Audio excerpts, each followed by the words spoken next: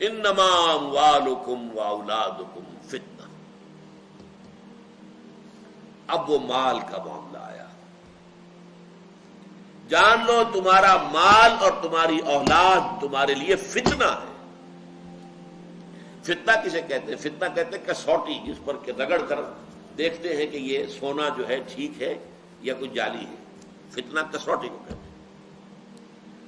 یہ جسے تم ایسٹ سمجھ رہے ہو یہ فتنہ ہے تمہارے لیے. اللہ جانچ رہا ہے. اولاد تمہیں دی ہے، کیا بنا رہے ہو اولاد کو؟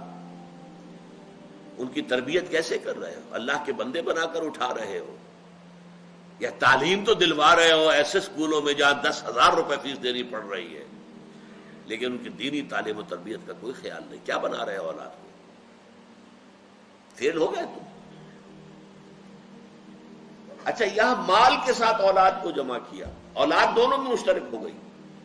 ایک محبت جو بیویوں کی محبت اور اولاد کی محبت، ایک مال اور اولاد جمع کیا گیا. اولاد دونوں میں آ گئی، اس لیے کہ اولاد ایک ایسٹ بھی ہے. اولاد کو انسان سمجھتا ہے کہ ہمارے بڑھاپے کا سہارا ہے. ہم انویسٹ کر رہے ہیں، جیسے آپ انویسٹ کرتے ہیں کہ بڑھاپے میں کام آئے.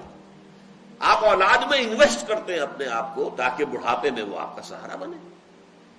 تو اولاد کی دو حیثیتیں ہو گئی، ایک طبعی محبت اولاد ہونے کی بنا پر، اور ایک ایسٹ. یہ گویا کہ تمہارے لیے ایک جائیداد ہے، تمہارے آخرت کا، تمہارے بڑھاپے کا سہارا بننے والی شے ہے. ان دونوں کو کہا انما اموالکم واولادکم فتنہ.